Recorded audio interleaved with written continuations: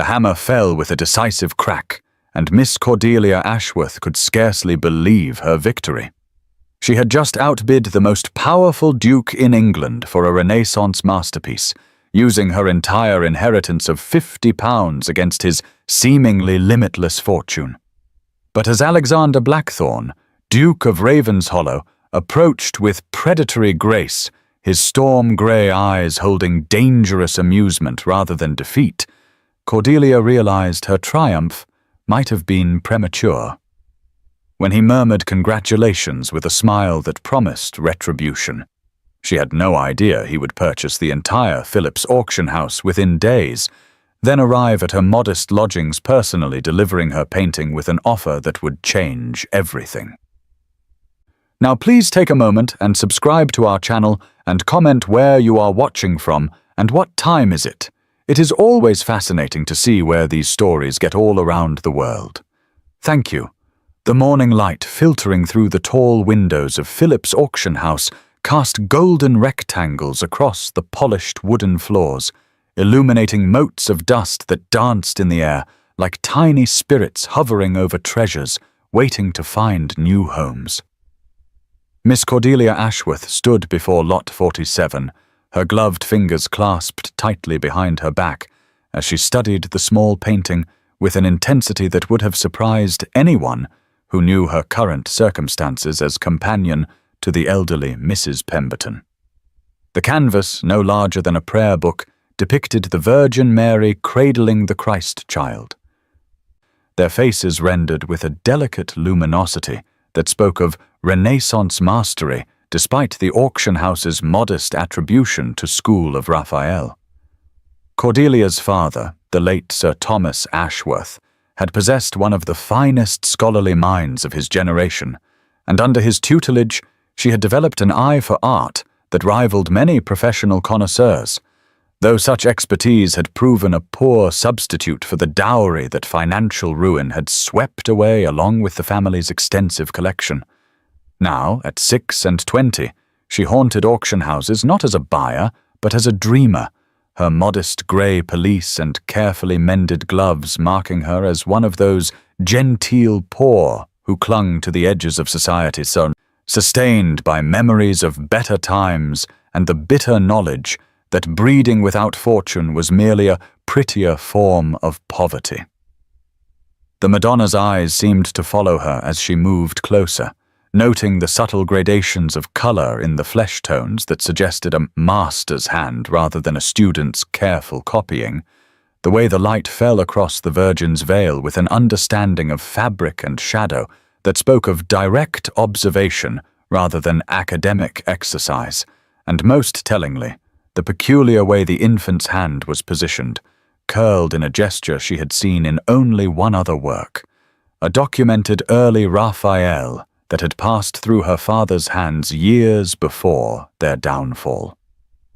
The auction room filled gradually with the usual mixture of serious collectors, curious society figures, and dealers seeking bargains,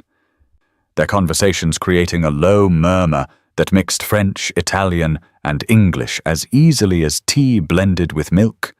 But Cordelia barely noticed them, so absorbed was she in the painting that she had begun to suspect might be one of the greatest discoveries of the decade, if her instincts proved correct. The arrival of Alexander Blackthorne, 5th Duke of Ravenshollow, changed the very atmosphere of the room as surely as a storm front rolling across the countryside, his tall frame and commanding presence drawing every eye even as conversations faltered and resumed in more subdued tones. At 32, he possessed the kind of dark, aristocratic handsomeness that made debutantes swoon and their mothers calculate marriage settlements. But it was the intelligence burning in his grey eyes and the air of absolute authority that surrounded him like an invisible cloak that marked him as truly formidable. Cordelia had never seen him in person, but his reputation preceded him like thunder before lightning, whispered in drawing rooms as the story of a man who had tripled his already vast inheritance through investments that others called recklessly bold and he deemed merely logical, who could destroy a political career with a word in the right ear, or elevate a nobody to prominence with his patronage, and who remained utterly unmarried despite a parade of hopeful candidates thrown in his path by ambitious families. He moved through the auction room with the fluid grace of a predator, his impeccably tailored coat of midnight blue superfine emphasizing the breadth of his shoulders, his cravat arranged with mathematical precision, every detail of his appearance speaking of wealth so vast that it need not advertise itself through ostentation, but could afford the luxury of understated perfection. When his gaze swept the assembled lots, cataloguing items with the casual attention of a man accustomed to acquiring whatever caught his fancy, Cordelia felt an unexpected flutter of nervous energy, as though she stood too close to a fire that might warm or consume without warning. She forced herself to look away, focusing instead on the auctioneer's preparations, but remained acutely aware of the Duke's presence as he took a position near the front of the room. His hands clasped behind his back in an unconscious mirror of her own posture, though where she stood from necessity to avoid notice, he commanded attention simply by existing in the space. The bidding began with lesser items, small pieces that drew modest interest from the assembled crowd. But Cordelia found her attention scattered, her usual focus compromised by an awareness that the Duke's eyes occasionally swept the room in a way that seemed to catalogue not just the artwork, but the people present, as though he found the human drama as worthy of study as the Renaissance masters whose works adorned the walls. When Lot 47 was finally called, her heart began to race with an intensity that surprised her. For while she had often admired pieces beyond her reach, she had never before felt such a compelling need to possess something, to rescue it from potential misattribution and give it the recognition it deserved. The auctioneer's description was perfunctory, mentioning the attractive subject matter and pleasant execution while noting the attribution to Raphael's workshop rather than the master himself, and Cordelia watched with growing excitement as the opening bid of £10 drew only scattered interest from dealers looking for decorative pieces to sell to less discerning clients. She waited until the bidding seemed to stagnate at £20, her palms damp within her gloves as she considered the enormous risk she was about to take. For the £50 left to her by dear Mrs. Pemberton was meant to secure her future independence,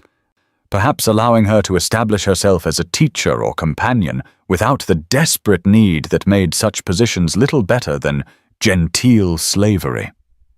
But the painting called to her with a voice that seemed to whisper of vindication for her father's memory, of proving that the knowledge he had given her possessed value beyond mere accomplishment, and when she raised her hand to bid £22,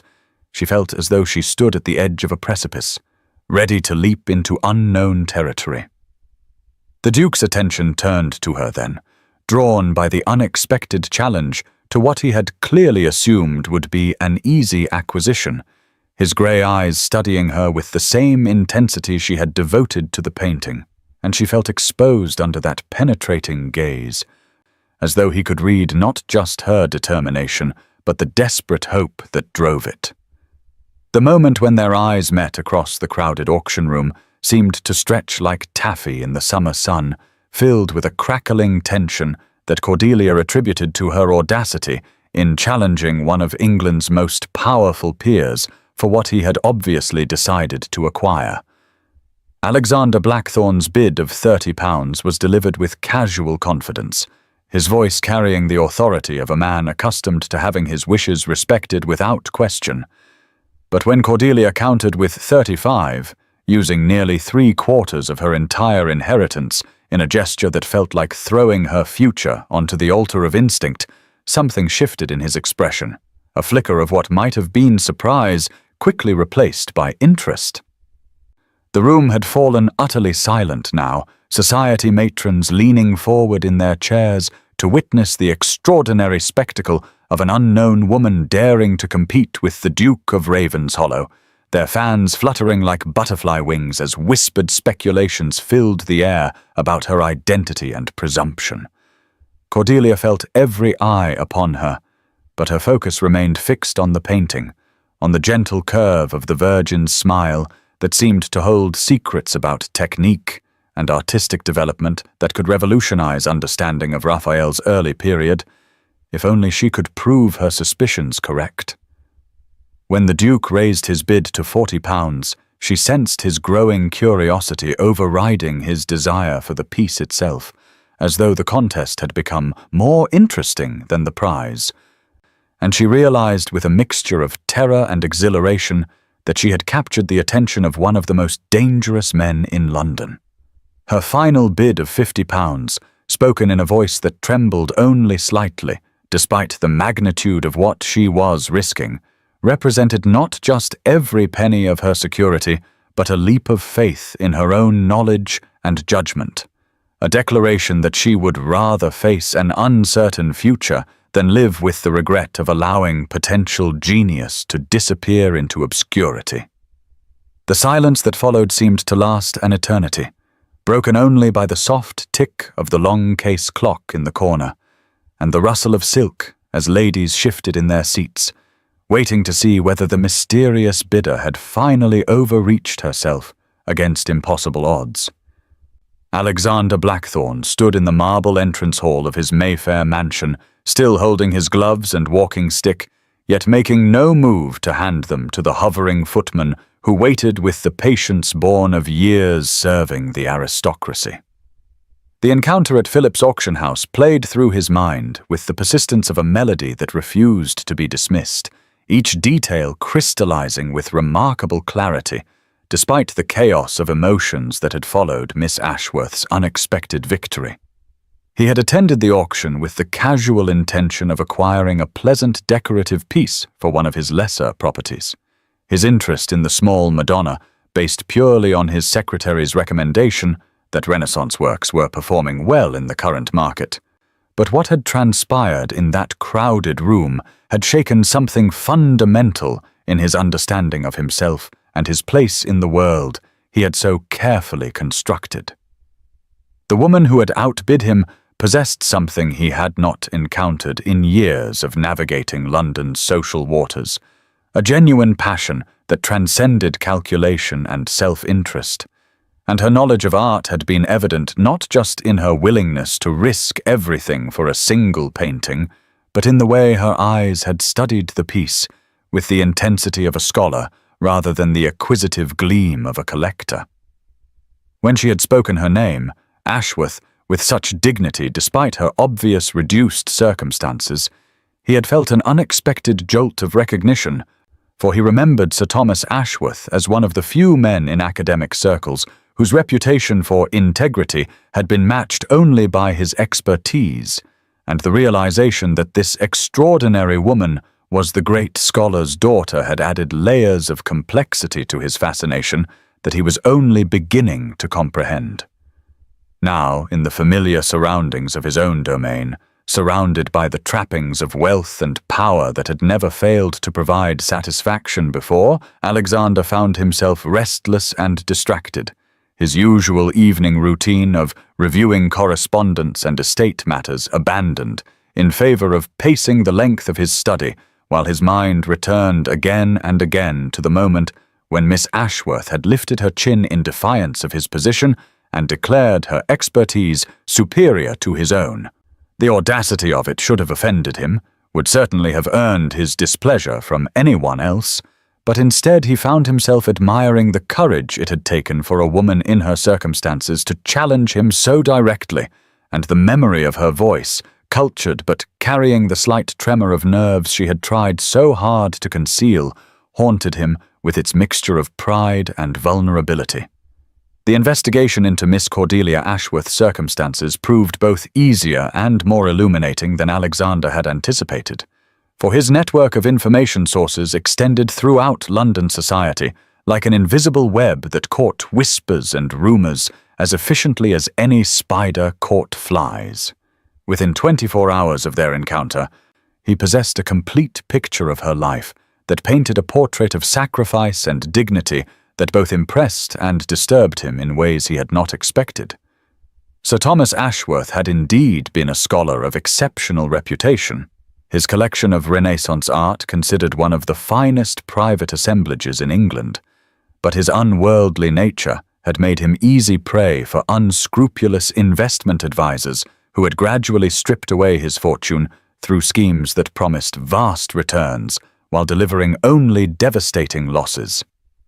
When death had claimed him 3 years prior, his estate had been so encumbered with debt that the entire collection had been sold to satisfy creditors, leaving his 2 daughters virtually penniless despite their gentle birth and superior education. The younger daughter, Imogen, had been fortunate enough to attract the attention of a respectable gentleman whose modest fortune allowed him to overlook her lack of dowry. But Alexander's sources revealed that this apparent good fortune had come at considerable cost to Miss Cordelia, who had used what remained of her own inheritance to ensure her sister's marriage could proceed without the stain of financial desperation. The picture that emerged was of a woman who had systematically sacrificed her own prospects to preserve her family's honor and her sister's future, accepting her position as companion to elderly Mrs. Pemberton not from lack of alternatives, but from a determination to maintain independence while fulfilling her obligations to those she loved. Such selfless devotion to duty struck a chord in Alexander's carefully guarded heart. For he recognized in her actions the same sense of responsibility that had driven his own decisions throughout his adult life, though his circumstances had allowed him to fulfill his obligations while accumulating rather than surrendering wealth and position. The realization that Miss Ashworth possessed not only the expertise and courage he had witnessed at the auction, but also the moral character to place others' welfare above her own comfort elevated his interest from mere intrigue to something approaching reverence. And for the first time in years, he found himself contemplating actions driven by emotion rather than cold calculation. The opportunity to transform his interest into action presented itself with the symmetry of a perfectly plotted drama when his secretary reported during their morning meeting that Philip's auction house was facing severe financial difficulties that threatened its continued operation. The establishment had been struggling for months with declining attendance and increased competition from newer, more fashionable venues, and the owner was quietly seeking a buyer willing to assume both the property and the substantial debts that came with it. Alexander listened to this intelligence with growing excitement, recognizing immediately that fate had presented him with the perfect means to advance his courtship of Miss Ashworth while simultaneously making a sound business investment that would complement his existing interests in the art market mounts. The purchase of Philip's would give him control not only of a respected auction house, but also of the very venue where he had first encountered the remarkable woman who had captured his imagination so completely, and the romantic gesture of acquiring the entire establishment simply to ensure her painting remained safely in her possession appealed to something in his nature that he had long suppressed in favor of practical considerations. His decision was made before his secretary had finished explaining the financial details, and by afternoon he had instructed his man of business to begin negotiations with an urgency that surprised even his most experienced advisors, who had grown accustomed to their employer's methodical approach to all transactions. The acquisition moved forward with remarkable speed. Smoothed by Alexander's reputation for decisive action and his willingness to pay a premium for immediate completion, and within 48 hours he found himself the owner of one of London's most established auction houses, a purchase that his friends would no doubt attribute to his genius for recognizing profitable opportunities, but which he knew had been motivated entirely by his desire to impress a woman whose good opinion had somehow become more valuable to him than the respect of Parliament or the approval of society. The decision to deliver Miss Ashworth's painting personally represented another departure from Alexander's usual careful protocols, for his position normally required that such communications be handled through intermediaries who could maintain appropriate distance between a duke and those of lesser station. Yet the thought of delegating this particular task to a secretary or footman felt not merely inappropriate, but almost sacrilegious, as though the gesture would lose all meaning if stripped of his personal involvement and reduced to a mere business transaction. He had the painting carefully examined by his own expert, who confirmed Miss Ashworth's extraordinary eye by declaring the piece to be not merely School of Raphael, but quite possibly an authentic early work by the master himself, making her victory at the auction even more remarkable and her expertise even more impressive than he had initially realized. The knowledge that she had recognized genius where trained professionals had seen only competent craftsmanship added another layer to his admiration, confirming that her passion for art was matched by scholarly understanding of the highest order.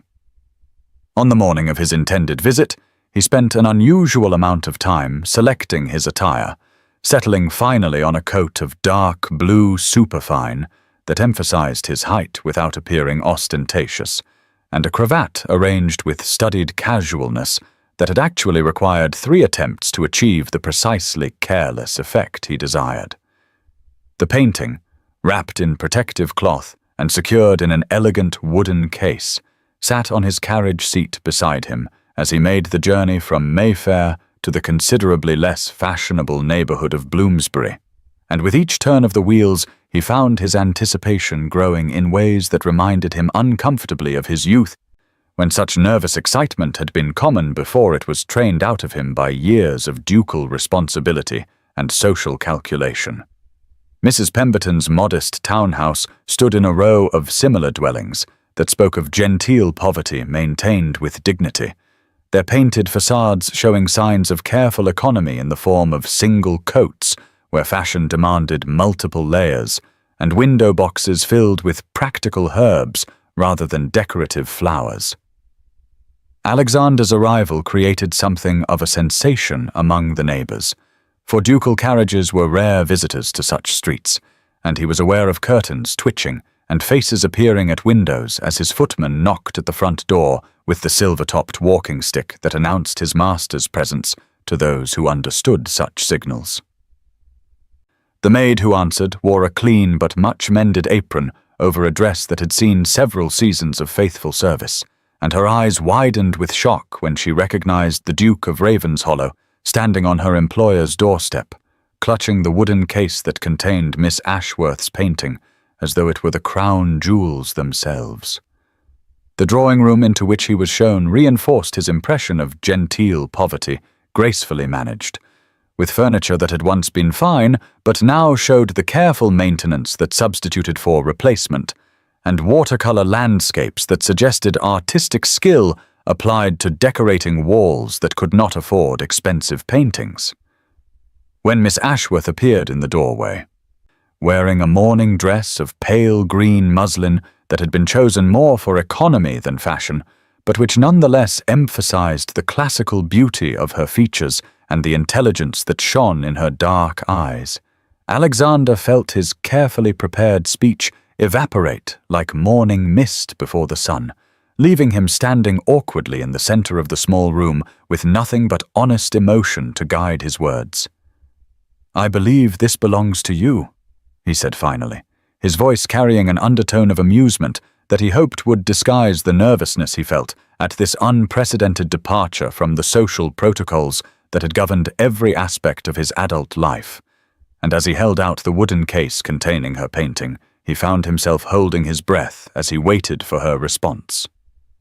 Ravenshollow House rose before Cordelia like a monument to centuries of accumulated power and privilege, its pale Portland stone facade gleaming in the morning sunlight, as though the very walls had been polished to reflect the family's exalted status.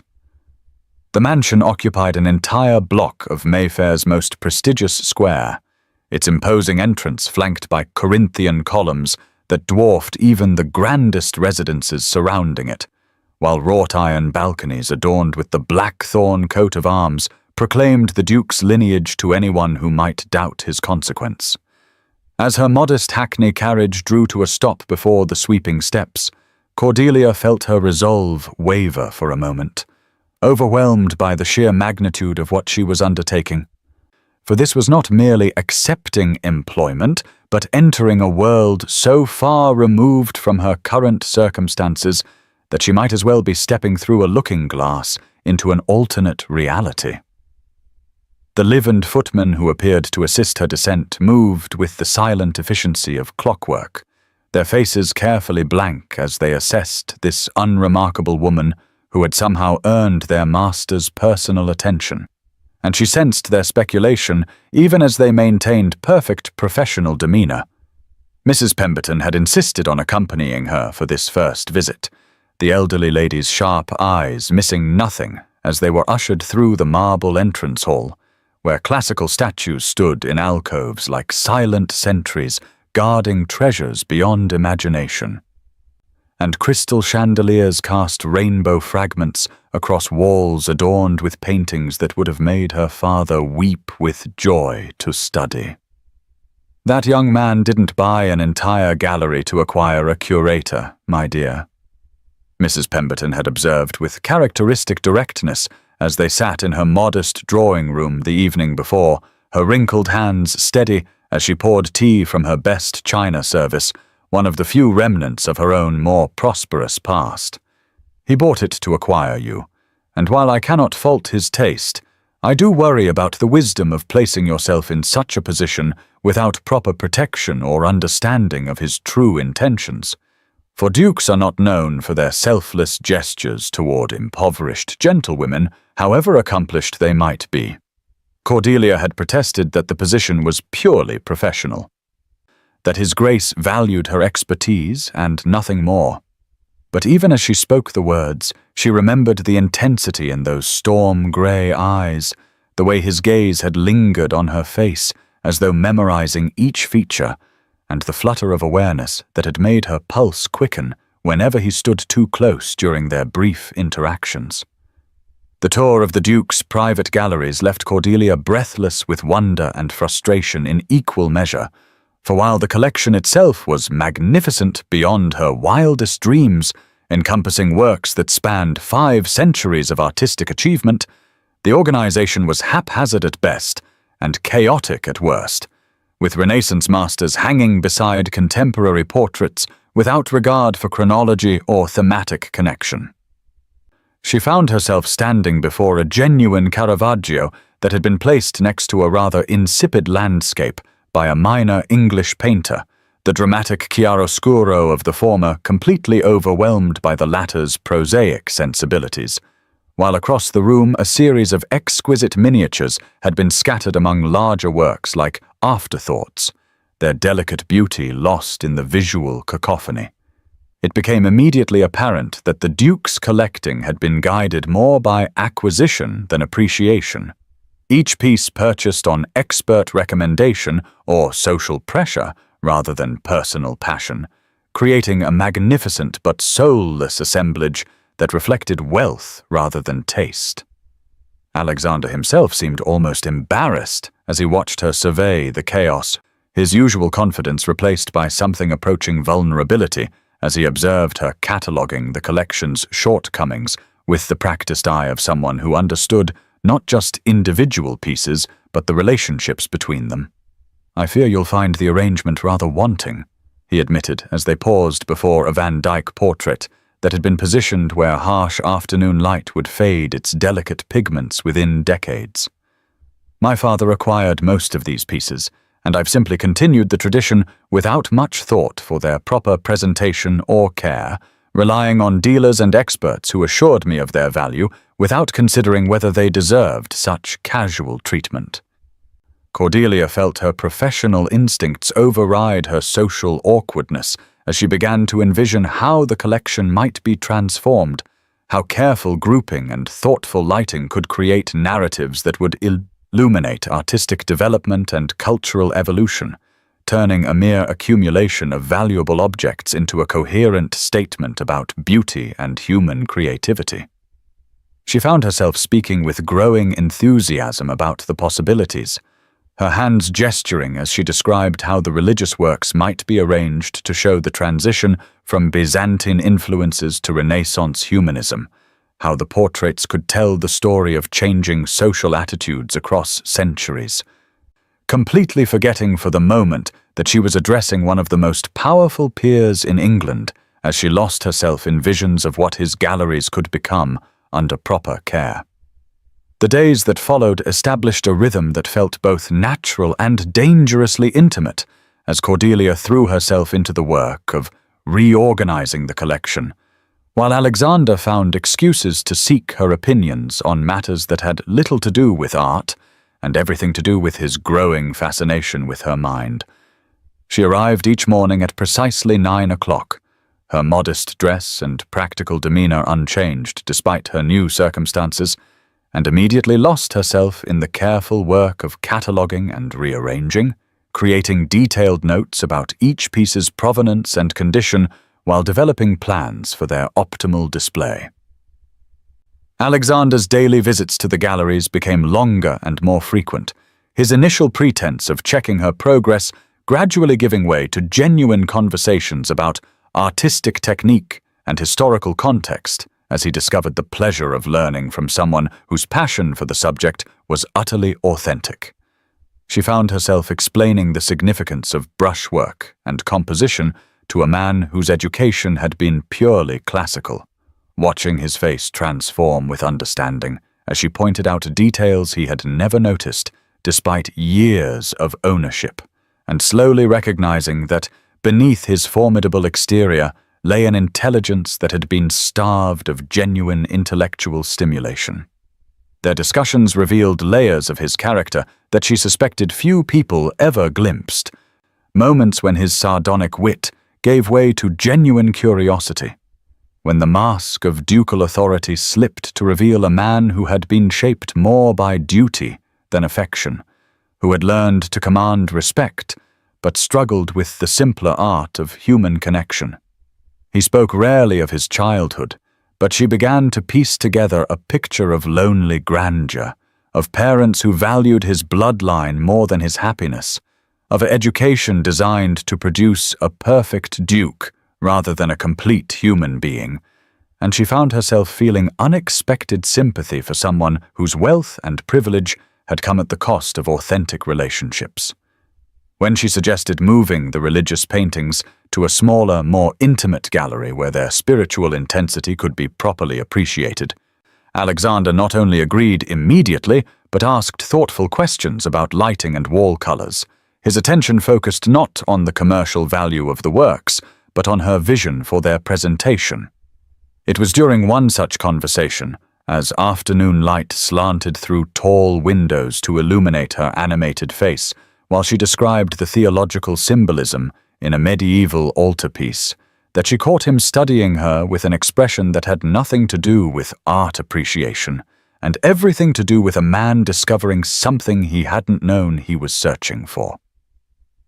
The private viewing at the Royal Academy crystallized all the tensions that had been building between them, while simultaneously exposing Cordelia to the full force of society's scrutiny and disapproval in a way that made her position's precariousness unmistakably clear.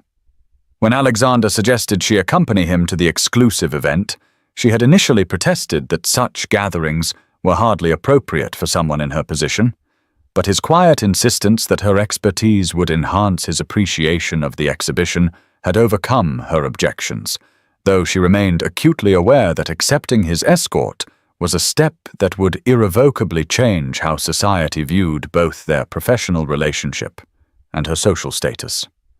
The Academy's grand rooms were filled with London's artistic elite, a glittering assemblage of connoisseurs, critics, and collectors whose conversations created an intellectual atmosphere that Cordelia found intoxicating despite her underlying nervousness about her reception among such exalted company. Alexander's introduction of her as his curator was met with polite interest that barely concealed curiosity about her background and qualifications, though when she began discussing the technical innovations displayed in the evening's featured works, her genuine knowledge quickly shifted the focus from her origins to her insights. Lady Seraphina Montague's arrival changed the dynamic immediately, the acknowledged beauty of the season sweeping into the room like a ship in full sail. Her emerald silk gown and perfectly arranged golden curls creating exactly the sort of visual impact that made strong men forget their own names and practical considerations alike. Cordelia had heard whispers about the stunning young woman who was universally expected to become the next Duchess of Ravenshollow, whose family connections and personal accomplishments made her the obvious choice for a man of Alexander's station.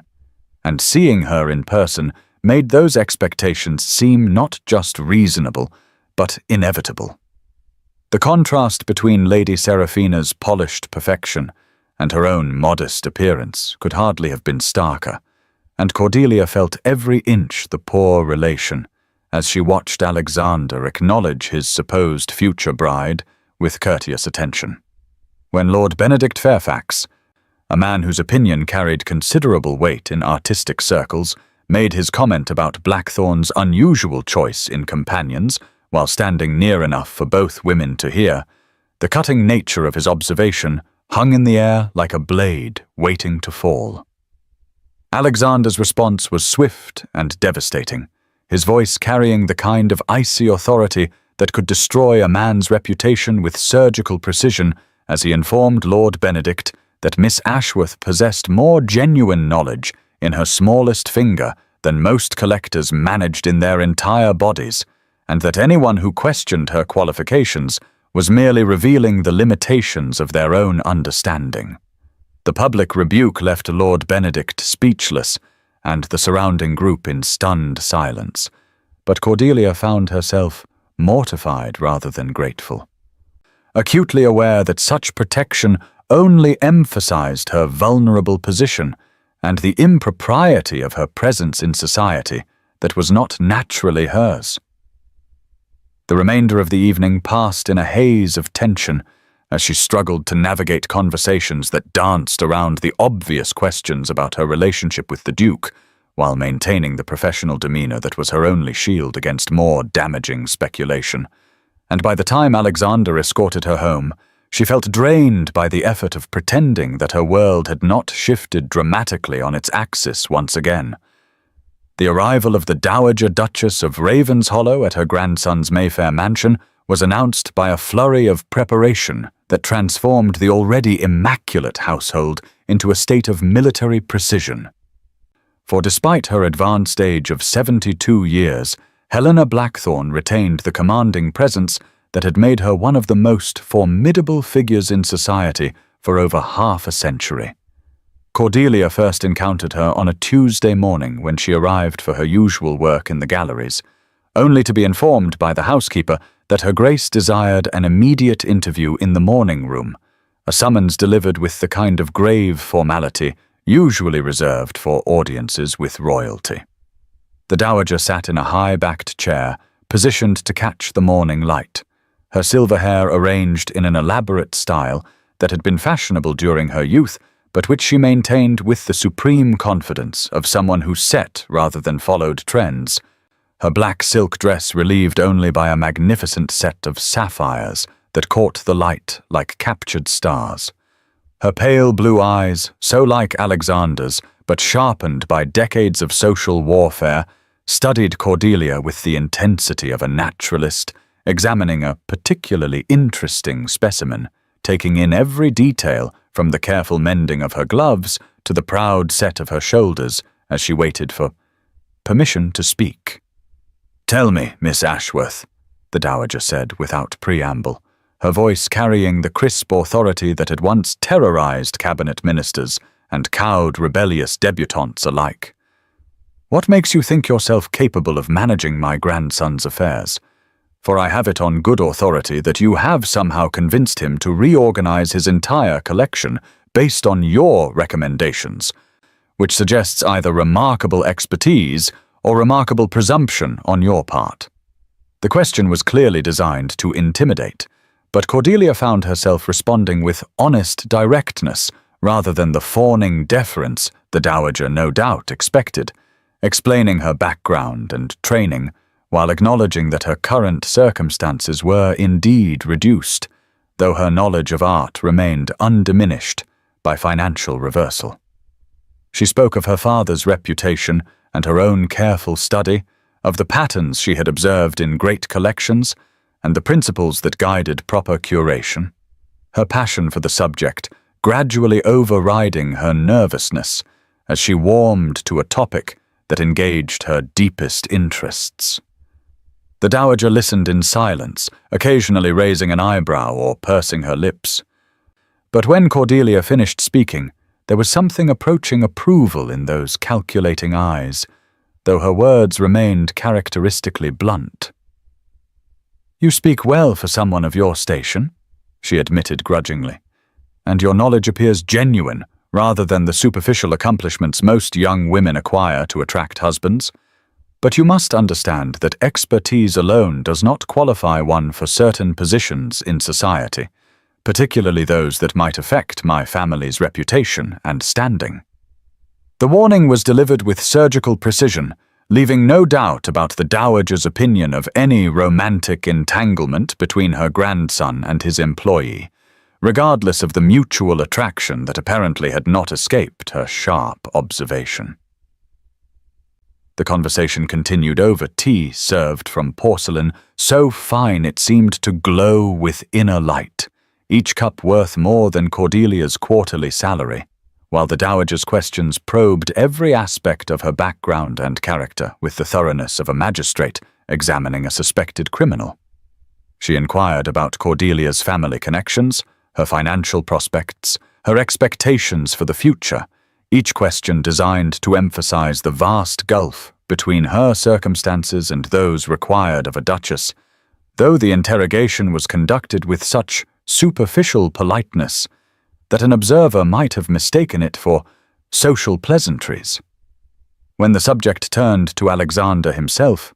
the dowager's manner became even more pointed. Her questions about Cordelia's professional relationship with the Duke loaded with implications that made clear she was well aware of the undercurrents flowing between them. "My grandson has always been susceptible to intellectual companionship," she observed while refilling Cordelia's cup with movements that were both graceful and somehow threatening,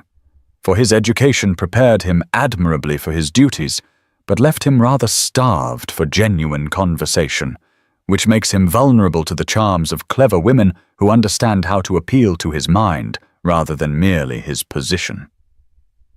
The words stung because they contained enough truth to be devastating, forcing Cordelia to confront the possibility that Alexander's interest in her might stem from novelty rather than genuine affection, that she represented merely a temporary diversion from the tedium of his elevated but isolated existence. Yet even as doubt crept into her heart, she found herself defending not just their professional relationship but the integrity of her own feelings, insisting that she had never sought to trade on her position or exploit his kindness for personal gain. The dowager's smile in response was both knowing and pitying, the expression of someone who had witnessed too many such protestations to find them convincing, though she seemed to appreciate Cordelia's spirit even as she dismissed her naivety. "You may indeed believe your motives pure, my dear," she said with devastating gentleness, "but society will judge by appearances rather than intentions, and the appearance of a duke becoming entangled with his employee can lead nowhere that would benefit either party, regardless of the sincerity of the attachment involved." The interview concluded with polite formalities that felt like a sword wrapped in silk, leaving Cordelia shaken by the encounter and newly aware of forces arrayed against any possibility of happiness with Alexander that she had been foolish enough to allow herself to imagine. It was while cataloguing a neglected corner of the collection 3 days later that Cordelia made the discovery that would transform her professional standing and complicate her personal situation in ways she could never have anticipated, for hidden behind a rather pedestrian landscape hung a small canvas that made her heart stop with recognition and disbelief. The painting depicted a young woman in a blue and yellow dress standing beside a window, her face turned toward the light, with an expression of such serene contemplation that it seemed to glow with inner radiance, and every detail from the luminous quality of the pigments to the characteristic way the light fell across the figure proclaimed this to be the work of Johannes Vermeer, one of the rarest and most valuable artists of the Dutch Golden Age. Her hands trembled as she examined the piece more closely, noting the precise handling of light that was Vermeer's signature, the way each brushstroke seemed to capture not just appearance but essence, creating effects that lesser artists had attempted but never achieved with such sublime mastery. The painting had been attributed to Gerard Terborch, a respectable but far less significant artist, and filed away as a pleasant but unremarkable example of Dutch genre painting, which explained why it had been relegated to this forgotten corner where its true genius could remain hidden from appreciation.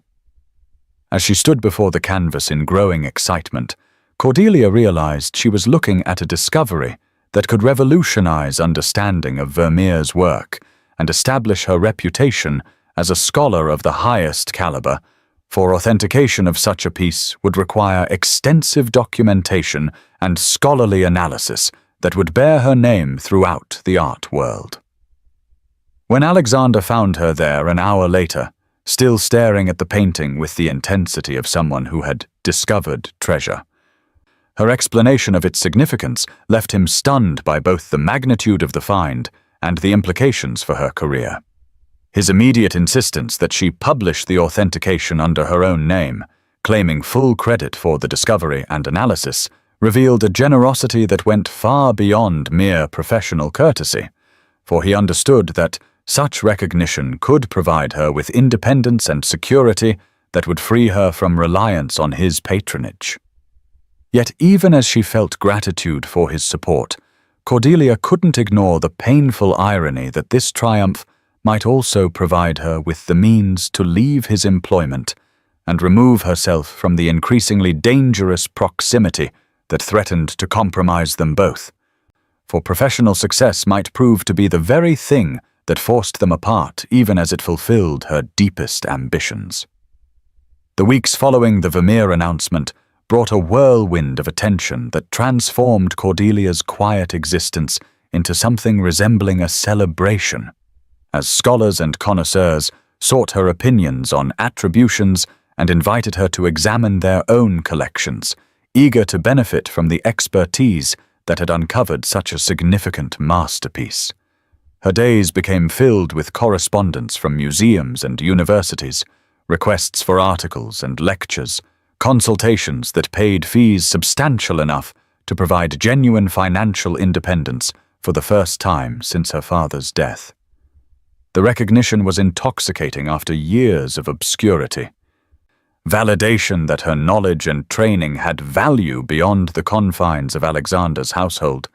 Yet each triumph also emphasized the growing disparity between her intellectual achievements and her social position, creating a peculiar form of success that satisfied her mind while highlighting the limitations imposed by her birth and circumstances. Alexander watched her transformation with evident pride mixed with something that might have been regret. His support for her professional advancement unwavering even as it became clear that her growing reputation was creating opportunities that would inevitably lead her away from Raven's Hollow House and the intimacy they had developed through their shared work. Their daily interactions acquired a poignant quality as both recognized that time was running short,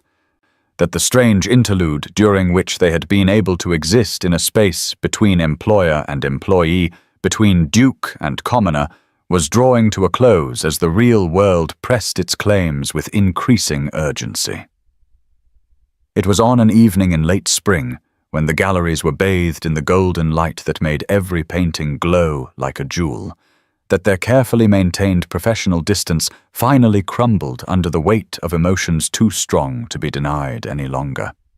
They had been discussing the placement of several new acquisitions when conversation gradually gave way to the charged silence that had been building between them for weeks, the air itself seeming to shimmer with unspoken desires as they stood before a painting of Venus that seemed to mock them with its celebration of love triumphant. Alexander's hand reached toward her face as though drawn by forces beyond his control, his fingers trembling slightly as they traced the line of her cheek, while his eyes searched hers for permission or rejection. And for a moment that stretched like eternity, Cordelia felt herself leaning into his touch, her own hand rising to cover his, as propriety and passion warred in her heart. But even as their faces drew closer, and the distance between them seemed to dissolve like morning mist, reality intruded in the form of footsteps in the corridor beyond, the sound of servants going about their duties, serving as a harsh reminder of the world that waited beyond this moment of suspended time, a world that would judge and condemn any impropriety between a duke and his employee with swift and merciless efficiency. They sprang apart as though burned,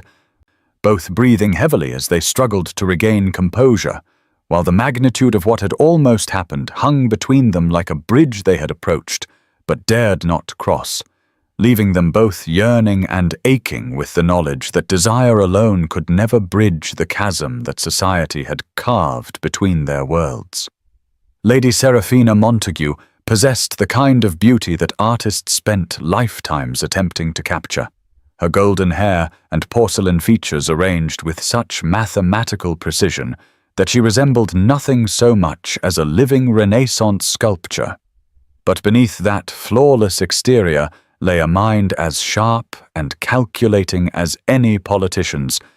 honed by years of navigating the treacherous waters of high society, where a single misstep could destroy a reputation and a well-placed word could elevate or demolish entire families. She had observed the Duke of Ravenshallow's growing attachment to his impoverished curator, with the focused attention of a general studying enemy troop movements, cataloguing every lingering glance, every protective gesture, every departure from his usual pattern of cool detachment that suggested his interest had progressed far beyond the professional courtesy expected between employer and employee. The realization that Alexander's feelings for Miss Ashworth represented a genuine threat to her own carefully laid plans had struck her with the force of a physical blow, for she had spent 3 seasons positioning herself as the obvious choice for his Duchess, cultivating his grandmother's approval, aligning herself with his political interests, and perfecting the role of aristocratic wife that generations of breeding and education had prepared her to fulfill with unmatched grace and competence. The thought that all her careful work might be undone by a nobody with unfashionable brown hair and insufficient dowry was not merely disappointing, but personally insulting, an affront to the natural order that dictated dukes married within their own sphere, and maintained the bloodlines that had governed England for centuries. Her campaign against Cordelia began with the precision of a chess master's opening moves, each action calculated to achieve maximum damage while maintaining plausible deniability. For Lady Seraphina understood that direct attacks would appear vulgar and desperate, while subtle manipulation would seem like nothing more than the natural consequence of improper behavior finally receiving its due recognition. She began by mentioning casually to Lady Thornfield, whose opinion carried considerable weight among the patronesses of Almack's, that she found it rather peculiar how much time the Duke spent consulting with his curator, particularly given Miss Ashworth's youth and unmarried status, allowing the observation to hang in the air like a seed waiting for fertile ground, while maintaining the innocent air of someone merely commenting on an unusual professional arrangement. Within days, variations of this observation were circulating through drawing rooms across Mayfair, each retelling adding embellishments that transformed professional consultation into something far more scandalous, the whispers growing from speculation about impropriety to certainty about misconduct as they passed from one eager listener to another. When Mrs. Fortescue, whose salon attracted the city's leading critics and connoisseurs, mentioned at her weekly gathering that she had heard the most disturbing rumors about certain individuals who had clearly overstepped the bounds of their station, every person present understood immediately who was being discussed, and Cordelia's reputation began its inexorable slide toward ruin without a single direct accusation being made against her character or conduct. The systematic destruction of Cordelia's professional standing proceeded with the ruthless efficiency that only someone of Lady Seraphina's social connections could orchestrate, each setback appearing to result from coincidence or changing circumstances rather than deliberate sabotage, though the pattern became unmistakable to anyone paying sufficient attention to the timing and coordination of each blow. The first indication that her position had become untenable came when Sir Reginald Pembroke, who had previously sought her opinion on several acquisitions for his growing collection, sent a curt note declining her services without explanation, followed quickly by similar rejections from other collectors who had once valued her expertise enough to overlook her modest origins in favor of her exceptional knowledge. The cancellation of her planned lecture at the Society for the Promotion of Fine Arts came next, delivered through a secretary who mumbled apologies about scheduling conflicts while refusing to meet her eyes, though Cordelia suspected the real reason lay in the whispered concerns about her moral fitness to address respectable audiences that had somehow reached the Society's governing board. When the National Gallery withdrew their offer for her to authenticate a disputed Caravaggio that had recently come to light, citing vague concerns about maintaining institutional reputation while working with controversial figures, Cordelia finally understood the full scope of the campaign being waged against her and the sophisticated nature of an enemy she had never consciously made. The masterpiece in question was a work that would have established her reputation beyond doubt if her attribution proved correct, representing the kind of career-defining opportunity that came once in a lifetime for someone in her position, and its withdrawal felt like watching her future disappear into darkness, just as dawn had seemed to be breaking over her professional horizons. Dr. Morrison, who had initially contacted her about the project with enthusiasm bordering on excitement, now spoke in the careful tones of someone who had received instruction from higher authorities, his regret seemingly genuine, but his determination to distance the gallery from any association with her absolutely unwavering despite their previous collaboration and mutual respect. The realization that her professional life was being systematically dismantled by forces she could neither identify with certainty nor combat effectively left Cordelia feeling helpless and furious in equal measure, her carefully built reputation crumbling like ancient parchment exposed to sudden light, while she remained powerless to prevent the destruction or even defend herself against accusations that were never made directly enough to be challenged or refuted.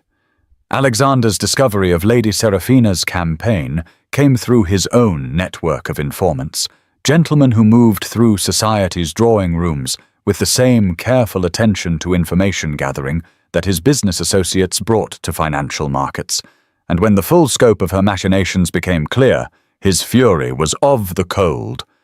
controlled variety that wise men learned to fear far more than passionate outbursts. The musicale at his grandmother's residence provided the perfect opportunity for confrontation, the social setting ensuring privacy, while the public nature of the gathering made dramatic scenes impossible, creating exactly the sort of controlled environment where aristocratic warfare could be conducted with maximum effect and minimum spectacle. Lady Seraphina appeared in celestial blue silk that complemented her fair coloring to perfection, her manner as gracious and confident as ever, giving no indication that she suspected her activities had been discovered or that retribution might be approaching with the inexorability of tide returning to shore. When Alexander requested a private word in the conservatory, she followed with the pleased anticipation of a woman who believed she was about to receive the proposal that her campaign had been designed to secure, her smile radiant as moonlight on water and twice as deceptive. "Lady Seraphina," Alexander began without preamble, his voice carrying the deadly quiet that preceded the destruction of political careers and social reputations. I find myself compelled to address certain rumors that have recently come to my attention, rumors that seem to originate from someone with remarkably detailed knowledge of my household affairs, and an unusual interest in damaging Miss Ashworth's professional standing through whispered insinuations rather than direct accusation. Her composure remained perfect as she arranged her features into an expression of innocent concern, though he detected the faintest tightening around her eyes that suggested she understood exactly where this conversation was leading. "Your Grace?" she replied with the musical laugh that had charmed drawing rooms across London. "Surely you cannot believe that I would concern myself with the affairs of your employees, though I confess I have heard whispers that someone in your position might find troubling, whispers that suggest perhaps the boundaries between professional and personal relationships have become rather blurred in ways that society finds difficult to ignore." The admission was cleverly crafted to sound like helpful warning rather than malicious gossip, but Alexander's expression remained arctic as he absorbed both her words and the calculation behind them. "I see," he said with the sort of smile that had made cabinet ministers resign rather than face his opposition in Parliament. "Then perhaps I should clarify something that apparently requires explanation, Lady Seraphina. Miss Ashworth enjoys my complete confidence and protection, and any attempt to damage her reputation through innuendo or direct attack will be met with consequences that extend far beyond social disapproval. I trust I make myself clear regarding both my feelings on this matter and my capacity for ensuring that those who cross me discover the true cost of their presumption." The Dowager Duchess of Ravenshollow had weathered 7 decades of social upheaval, political revolution,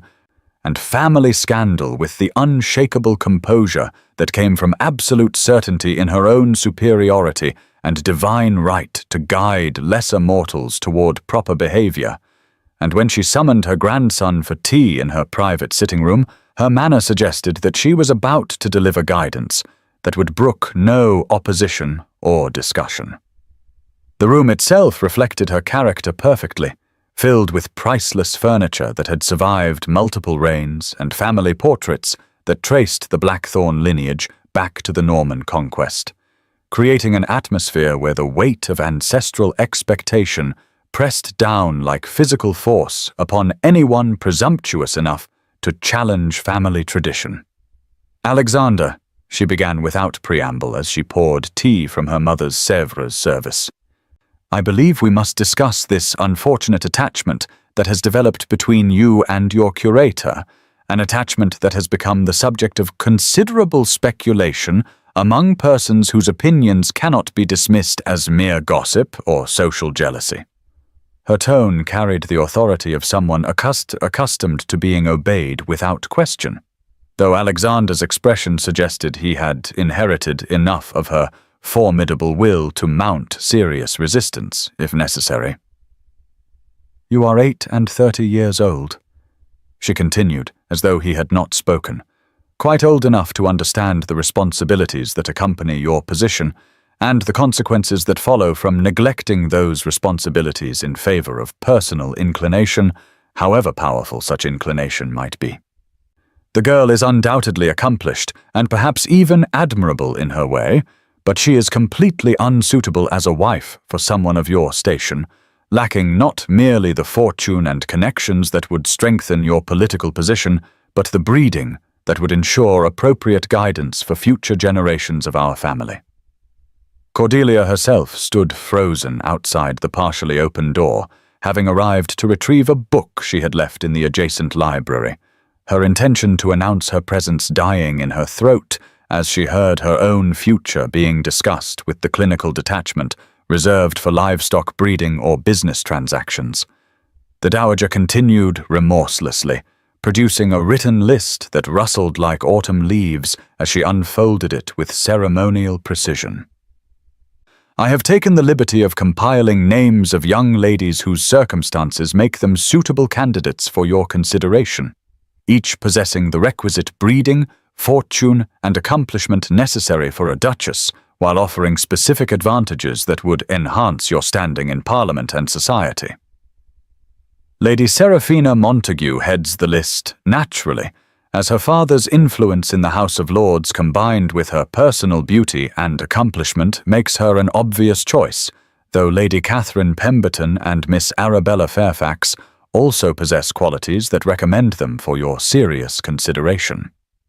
The casual dismissal of everything Alexander felt, the reduction of human emotion to political calculation, struck Cordelia with devastating clarity. As she finally understood the full impossibility of their situation and the damage her presence in his life was causing to his future prospects. The galleries of Ravenshollow House stood in perfect arrangement, each masterpiece positioned exactly where Cordelia had specified during her months of meticulous reorganization, yet without her presence to animate them with passionate discourse and scholarly insight, they had become nothing more than expensive monuments to accumulated wealth rather than living celebrations of human artistic achievement. Alexander found himself wandering through the rooms that had once been filled with her enthusiastic explanations, her hands gesturing as she described brushwork techniques or historical context, her eyes lighting up with genuine joy when she encountered a particularly sublime passage of color or composition. And now the silence felt oppressive rather than peaceful. The paintings reduced to mere decoration without her voice to explain their significance and bring their stories to life. He paused before the Vermeer she had discovered, the young woman in blue and yellow who seemed to gaze at him with reproachful eyes, as though she too mourned the absence of the scholar who had rescued her from obscurity and given her the recognition she deserved after centuries of misattribution. The irony was not lost on him that Cordelia's greatest professional triumph had provided her with the means to leave his employment and remove herself from the impossible situation their growing attachment had created. Yet her departure had stripped all meaning from the collection she had so carefully curated, transforming his galleries from spaces of wonder and discovery into mere repositories for objects that held no emotional resonance without her interpretation to give them context and significance. His daily routine, once enlivened by their morning discussions of artistic technique and historical analysis, had become a dreary succession of business meetings and social obligations that felt increasingly meaningless as he struggled to maintain interest in matters that had once commanded his full attention, his mind wandering constantly to memories of conversations that had challenged his assumptions and expanded his understanding in ways he was only now beginning to appreciate. The servants moved through the galleries with the same careful efficiency they had always maintained, dusting frames and adjusting lighting according to Cordelia's detailed instructions, but their mechanical attention to her specifications only emphasized her absence, while failing to recreate the atmosphere of intellectual excitement that had transformed these rooms from displays of wealth into spaces where art and life intersected in profound and moving ways. His performance in Parliament suffered noticeably as distraction and irritability replaced the focused attention that had made him a formidable presence in political debates, his usual sharp wit dulled by preoccupation with matters that had nothing to do with legislation or national policy. Lord Pemberton, his closest ally in the House of Lords, observed after a particularly lackluster speech on agricultural reform that Blackthorne seemed to have lost his edge, his arguments lacking the passionate conviction that had previously swayed undecided votes and intimidated opposition speakers into submission. The social season continued around him with its usual succession of balls, soirees, and intimate gatherings, but Alexander found himself declining invitations with increasing frequency, his presence at events he did attend marked by a distracted air that made hostesses despair of engaging him in conversation, and eligible young ladies abandon hope of capturing his attention through their most practiced charms. Lady Seraphina herself seemed puzzled by his withdrawal, Her attempts to capitalize on Cordelia's departure, meeting with polite but unmistakably cold responses that suggested her campaign had backfired, rather than achieving its intended goal of clearing the field for her own romantic ambitions. The Dowager Duchess, who had expected her ultimatum to produce grateful compliance and renewed attention to suitable matrimonial prospects,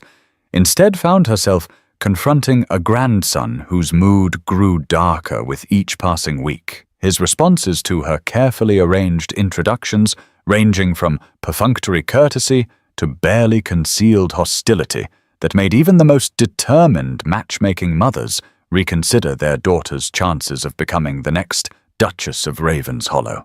When she attempted to discuss his obligation to produce an heir and secure the succession,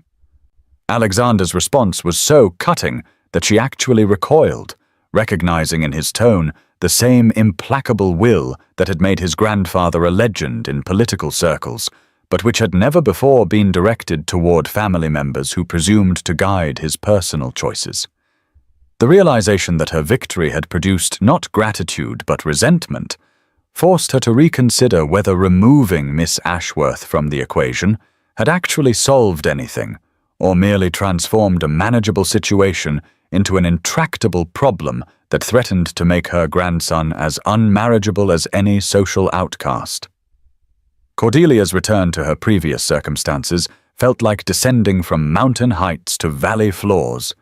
the change in elevation leaving her breathless and disoriented as she struggled to adjust to a world that suddenly seemed smaller and grayer than she remembered.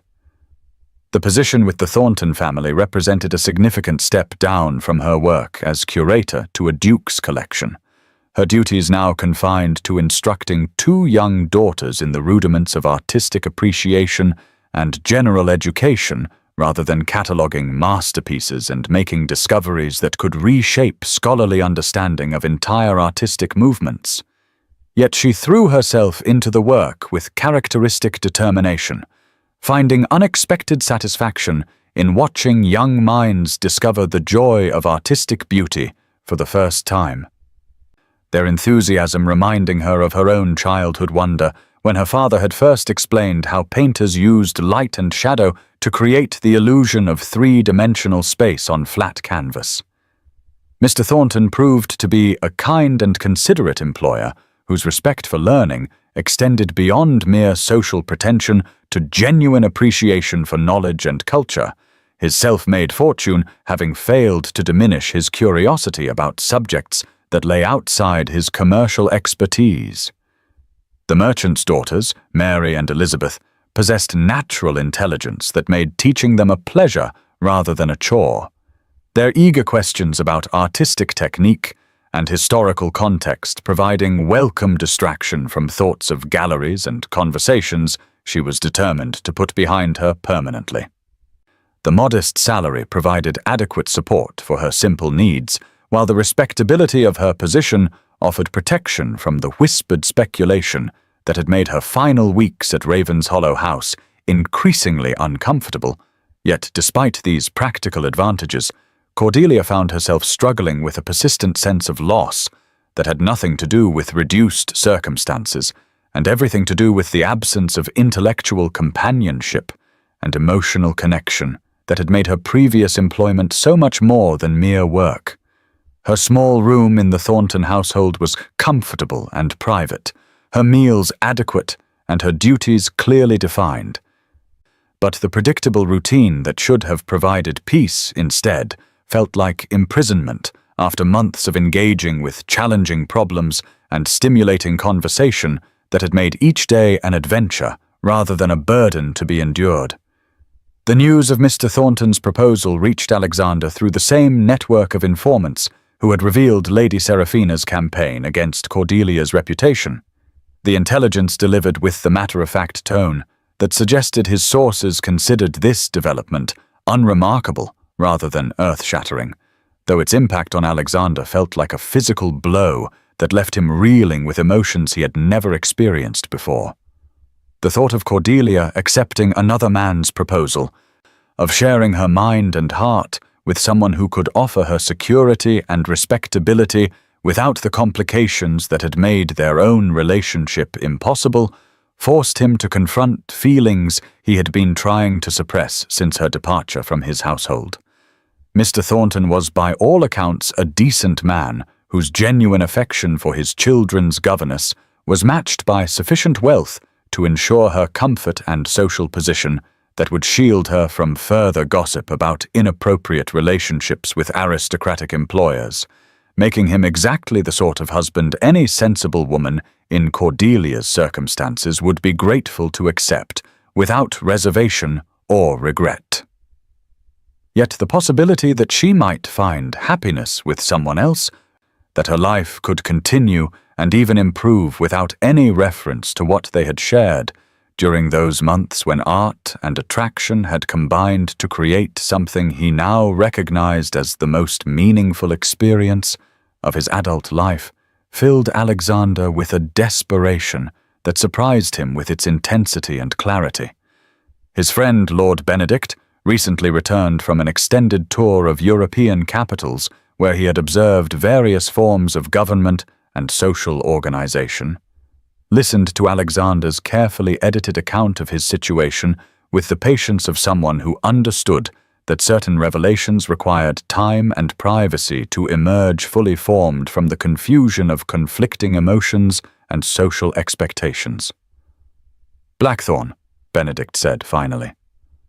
his voice carrying the authority of someone who had seen enough of the world to speak with genuine wisdom rather than conventional platitudes. "You're the Duke of Ravenshollow, master of one of England's greatest fortunes, and holder of a title that traces back to the Norman conquest, which means you can bloody well marry whom you choose without requiring permission from anyone living or dead." The blunt observation struck Alexander like lightning, illuminating a landscape he had been stumbling through in darkness, revealing possibilities he had dismissed without proper consideration, and choices he had assumed were beyond his power to make.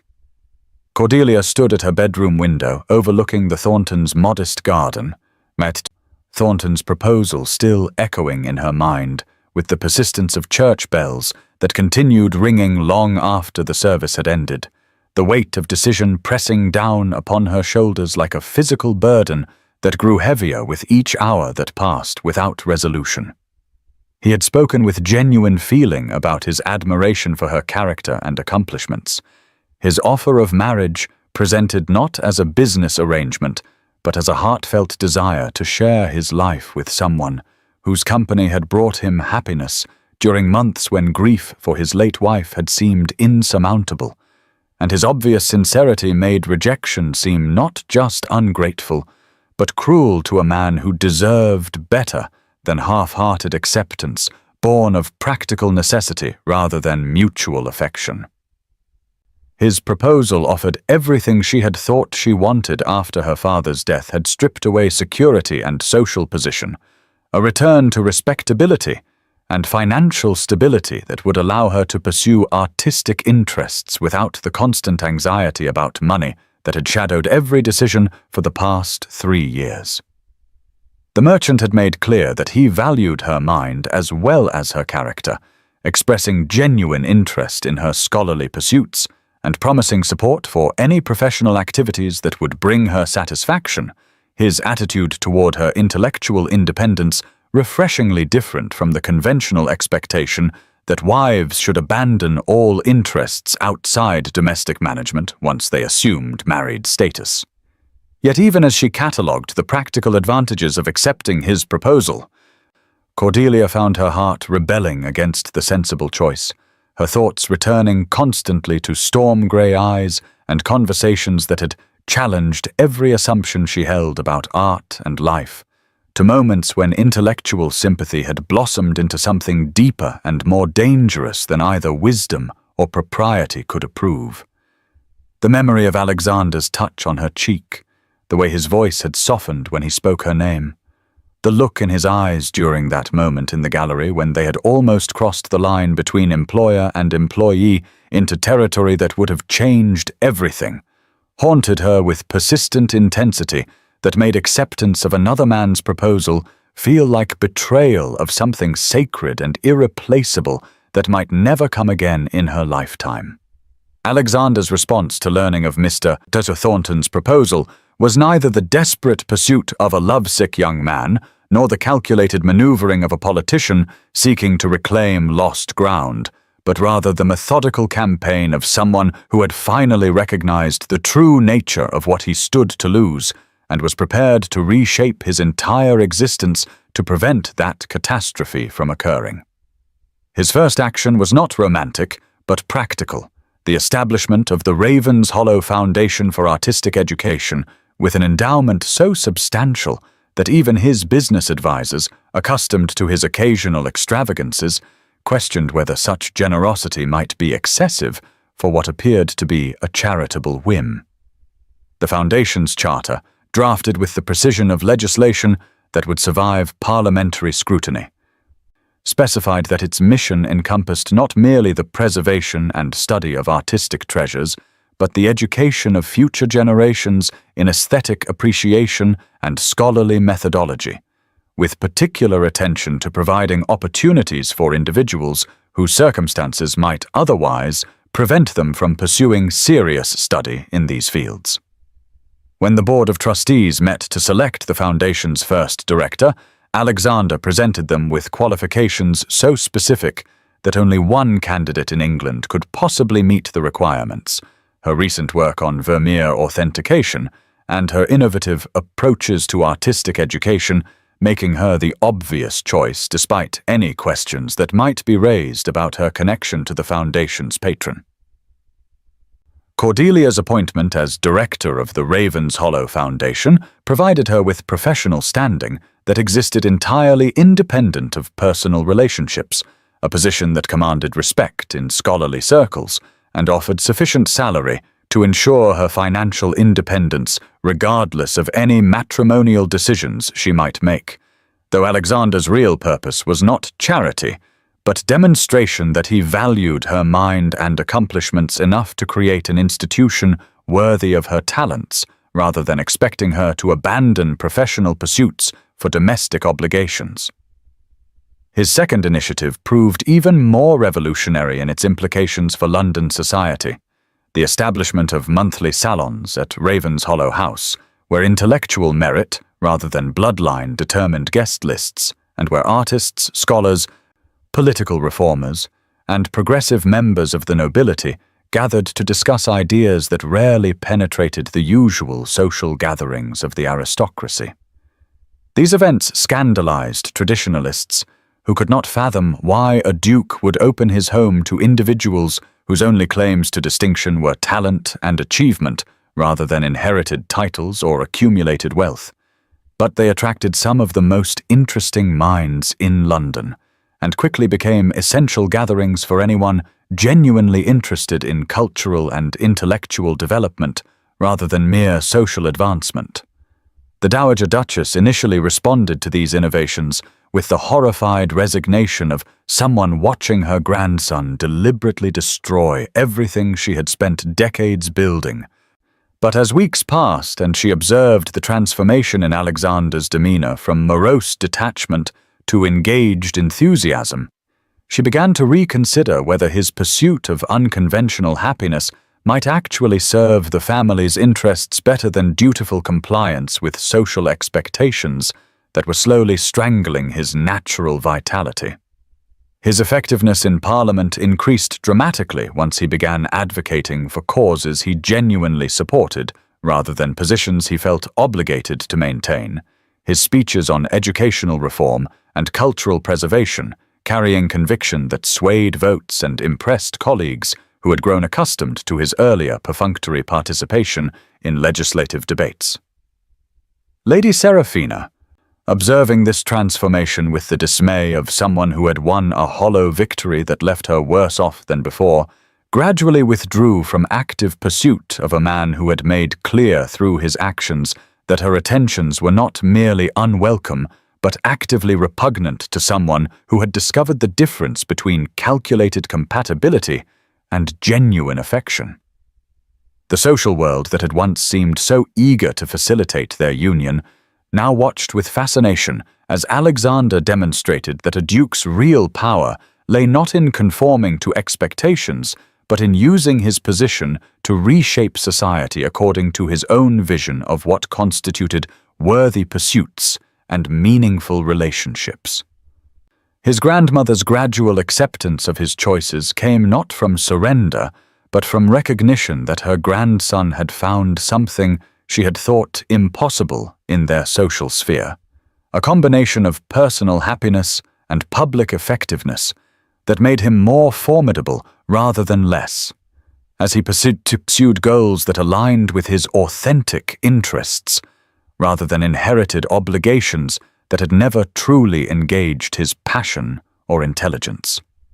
The morning that Cordelia was expected to deliver her answer to Mr. Thornton's proposal dawned grey and drizzling, the sort of weather that seemed designed to mirror the uncertainty and emotional turbulence that had kept her awake through most of the previous night. Her mind cycling endlessly through practical considerations and romantic longings that refused to align in any configuration that promised peace or clarity. She had spent hours composing various versions of her response, each draft representing a different path her life might take, from grateful acceptance that would secure her future to regretful decline that would preserve her integrity but leave her facing an uncertain future with only the foundation position as anchor against social and financial instability. Mr. Thornton had been kindness itself when he suggested she take time to consider his proposal fully, his understanding of her difficult position evident in his gentle insistence that she should feel no pressure to decide hastily on a matter of such importance to both their futures. Though she sensed that beneath his patient exterior lay the natural anxiety of a man whose happiness depended on her answer.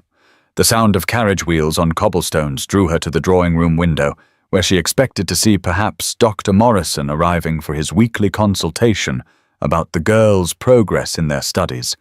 But instead she found herself looking down at the familiar crest of the Duke of Ravenshollow emblazoned on a carriage door that opened to reveal Alexander himself, his tall figure emerging into the grey morning with the purposeful stride of someone who had come to settle matters definitively rather than merely pay a social call. Her heart began beating with such violence that she feared it might be audible to anyone in the same room. Her hands trembling as she watched him approach the front door with the same determined expression she had seen him wear in Parliament when preparing to deliver speeches that would reshape political landscapes through sheer force of conviction and eloquent argument. Mr. Thornton answered the door himself, his surprise at finding a duke on his doorstep evident in the slight widening of his eyes, though his natural courtesy quickly reasserted itself as he invited his unexpected guest into the modest drawing-room where Cordelia waited with the terrible certainty that her life was about to change irrevocably, regardless of whatever words were about to be spoken. Alexander entered the room with the commanding presence that made him formidable in any setting,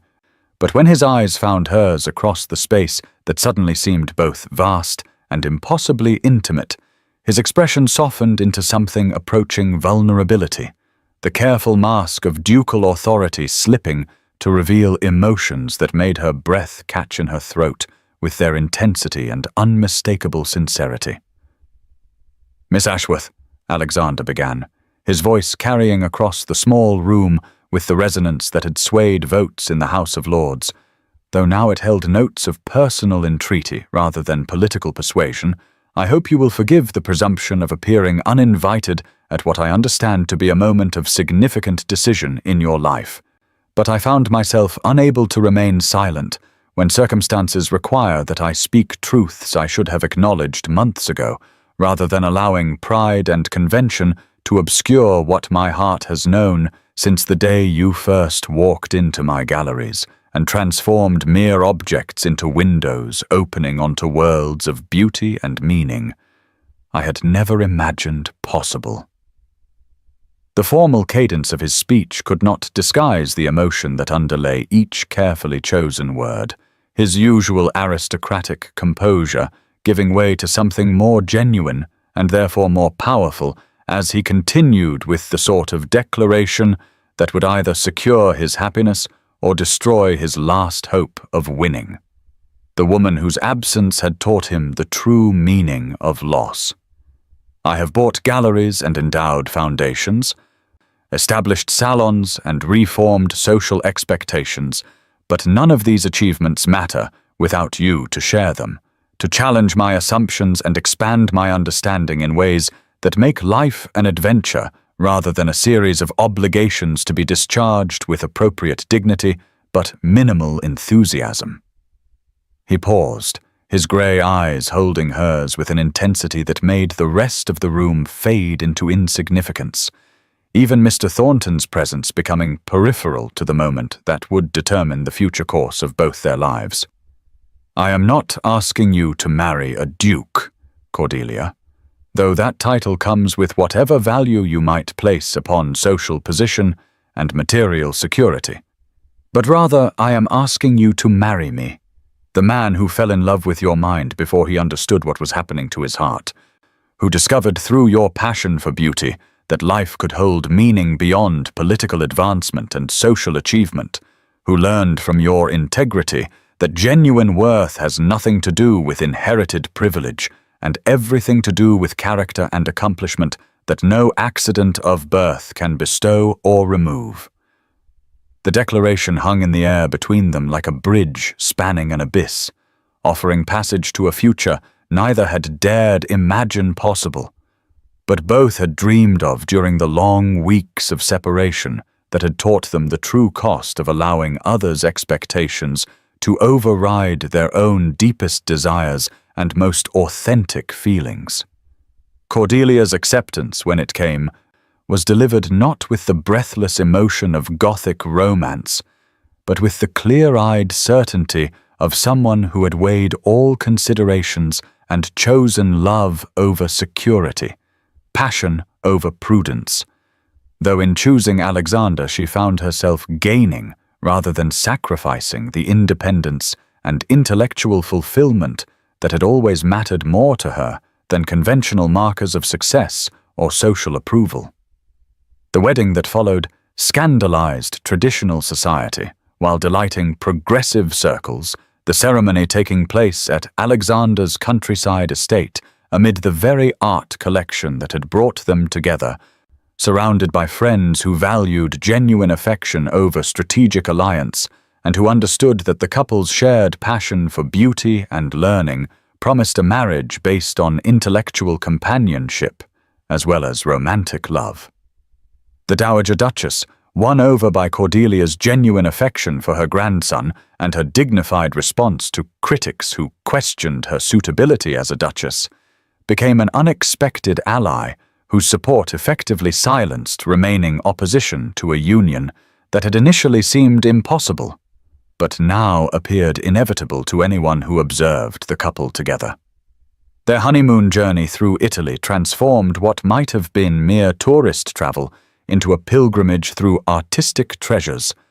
with Cordelia serving as guide to masterpieces Alexander had previously seen only as investments rather than expressions of human creativity and divine inspiration, their shared discovery of beauty creating memories that would sustain their relationship through whatever challenges the future might bring.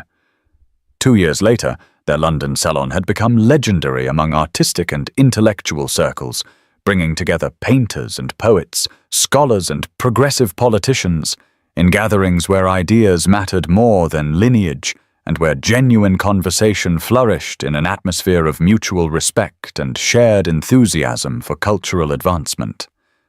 Cordelia sat with their infant daughter sleeping peacefully in her arms while guests debated the relative merits of contemporary versus classical artistic traditions,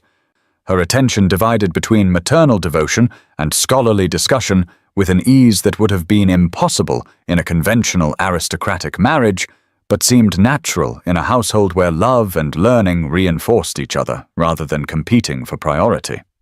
Alexander watched his wife engage passionately with visiting scholars about recent discoveries in artistic attribution. Her expertise, now universally acknowledged, after a series of successful authentications that had established her reputation beyond question, and he realized that in choosing love over convention, he had gained not merely personal happiness, but a richer, more meaningful existence than duty alone could ever have provided. Their marriage had become a model for other progressive couples who refused to accept that romance and intellectual partnership were mutually exclusive,